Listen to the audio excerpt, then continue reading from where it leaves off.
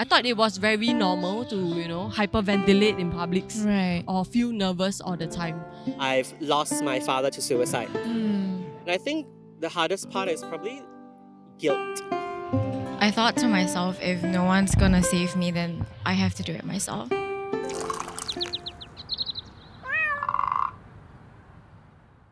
Hi everyone, welcome to Tea Talks, a show where we trade tea for stories on the streets. And today we are at Sentosa.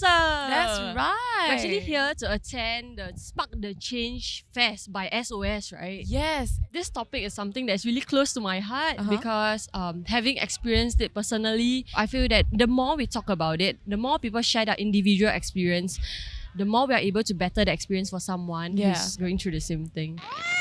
Hi. Welcome. What brings you here to this event at SOS? For me, I'm very passionate about the cause. Okay. Because I suffer from depression, anxiety for a very long time, and I've had suicidal ideation. One of my juniors in school, he actually committed suicide. At that point in time, I was quite suicidal already with all the bullying constantly from primary school to secondary school. And then one day I just saw him in a dream and he said, "I'm so much happier you joined me." And I was scared. I was so scared. The suicidal tendencies that you had, was that where you considered was the lowest point of your life? No, actually. I think the lowest point of my life was I was actually sexually assaulted by my best friend. And it was just years of feeling like I was so dirty. I remember I would scrub my skin so hard till it became red. I just felt so disgusted with myself. And I was someone that was scoring pretty okay.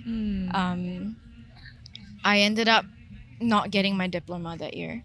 I just asked God, why am I here? Why did you put me here? I'm not a bad person.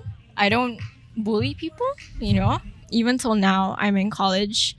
I'm in my last year, but I struggle making friends because I'm so scared that they're either going to leave me or they're going to just do something really messed up. How did you find it in you to pick yourself up from that point in your life? I thought to myself, if no one's going to save me, then I have to do it myself.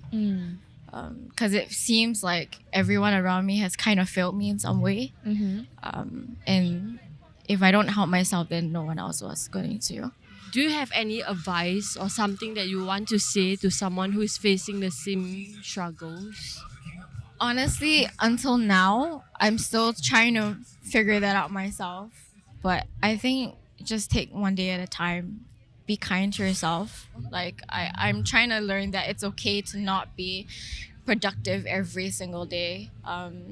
Even if it's just waking up, you managing to brush your teeth, showering, having one meal a day. I think that's good enough.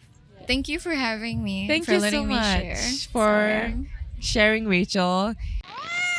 2 years ago, my mental state wasn't doing very well. I was having to deal with panic attacks and anxiety. So I always have this mindset that I'm okay, I'm fine, I don't need to seek help because I got it under control. I thought it was very normal to, hyperventilate in publics or feel nervous all the time. But I didn't realize that was not a normal behavior for others. I had a very severe panic attack at Orchard. Right. That was when I realized, oh my gosh, okay, this is not normal. Why am I suddenly hyperventilating in this crowded environment? Orchard MRT very crowded, right? Yeah. So I felt like I was about to float away. I couldn't catch my breath and it was a very overwhelming and very scary experience. So that was what made me realize that, okay, I have to seek help. I actually went through therapy for a few months before TikTok started. So TikTok started by accident, and if you realize, throughout all my initial TikTok videos, it's always in my room. Because back then I was still, quite withdrawn. I was still in my room, and that was something that, reignited something in me. I can be passionate about. I can advocate for mental health too. So started talking to the camera sort of gave me a sense of confidence again. And my friends they were really the one that stuck by me even though I was like avoiding and running away from them. One thing that they said to me that's still in my heart till today is take all the time you need. Wow. I'm here. Mm. Yeah. And that's something that motivated me, I guess. Like it made me feel like okay, it's okay to take all the time that I need and I will be fine. And yeah, I'm very grateful for my friends. I'm very lucky to have a very strong support system. Yeah. Yes, thank you. Thank you Yes. for joining us. Would you Hello. like some tea? Yes, I would actually. Okay. Oh, then. nice. Very thirsty. So yeah, start with SOS, right? Yes. The reason why I'm in SOS is because the topic of suicide is very close to my heart because I've lost my father to suicide. And then a few years later, I actually lost another friend to suicide as well. Growing up, my dad was alpha male, typical Chinese man, right? So it's someone that you would never think that they would take their life. Yeah, I couldn't really process what was happening, and I think the hardest part is probably guilt. A lot of guilt. Like thinking stuff like, what if I were a better son? If I called him more, if I had texted him more, if I had visited him more, would things be different? For me, the guilt was the part that took me at least a good 3-4 years to really, really get better. I do relate to the guilt part quite a bit because I do have a friend that also passed from suicide. I don't really dare to visit my friend at Mandai because I was the last few person that she texted. And I'll always ask myself, like, is there something I could have done in the text? She wasn't showing any symptoms. So it all happened very fast. Yeah. And it was a huge shock. So how did you overcome that guilt and what helped you to actually move forward from that? Wow. If I'm being really honest, I don't think I truly overcome it. Especially, I work in SOS, right? So suicide prevention, we are being reminded of suicide every single day, right? There are times I think about, like, I'm going to use an analogy that I like to use a lot, okay? You are swimming in shallow water. The water is actually very shallow. However, the guilt is like an anchor. You can just stand up. Yeah, we can just stand out, but we actually choose to drown ourselves. The guilt will always be there. It's just, I guess, it becomes less painful and more manageable as times goes by. They will slowly let go of that anchor. Yes, because definitely if I had spoken about my dad's suicide like 6 years ago, 7 years ago, I don't think I would have been able to be so composed. Do you have any advice on how we should approach this topic?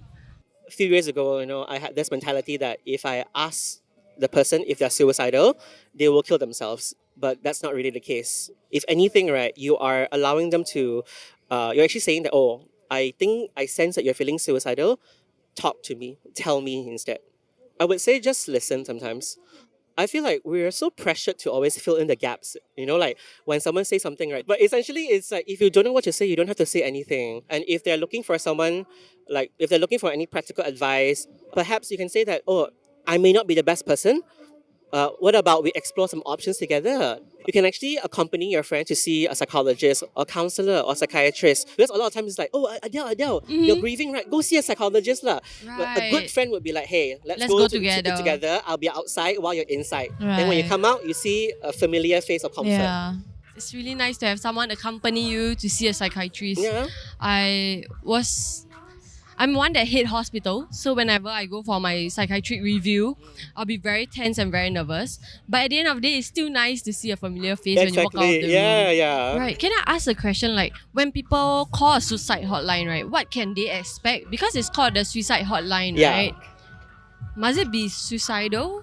No. Anyone can call us, so long as you need someone to talk to. Because at times, right, I mean, come on, let's be honest, haven't we all like scroll through our phone before and then I want to talk to someone, then you realize that, oh, I don't have anyone to talk to. Anyone deserves a listening ear, right? I mean, it's like saying that, oh, I should have a full body cast in order for me to deserve a space in the hospital. Right. It's not right. Yeah, that's not right. Yeah. What do you hope to do while you're in SOS? Wow, okay. I think for me, it's really, again, the thing is, I think about my dad and my friend a lot. So I always think about how like I didn't do enough to keep you guys alive, that contributing factor, right? Perhaps I could do it for other people. If again one life gets saved, that's good enough for me. Wow. Yeah. I guess one thing that I would take away from today's episode is that although mental health is very widely talked about, everyone is experiencing it differently. Yeah. And we shouldn't judge anyone just by the, looks of things. Yeah. And we should just be kind when we can. I think as a person who may not have that much personal experience, I Right. feel a lot of like hesitancy, like should I see this? Should I not see this? Yeah, but for myself, what I learned is that even though you may not have experience with probably such like traumatic events, you don't have to be afraid to talk to the people who are going through it. It's not about saying the right words. Right, we it's don't have just to fill in about the yeah, gaps. sometimes all you need to do is just listen. Yeah. So special thanks to SOS for holding space for us at Spark the Change Fest. If you enjoyed today's episode, don't forget to give us a thumbs up and subscribe. And if you happen to see us next time on the streets, Stop, have some tea, join and us for share with some us the tea. stories. Yeah. See you in the That's next all. one. Bye-bye. Bye.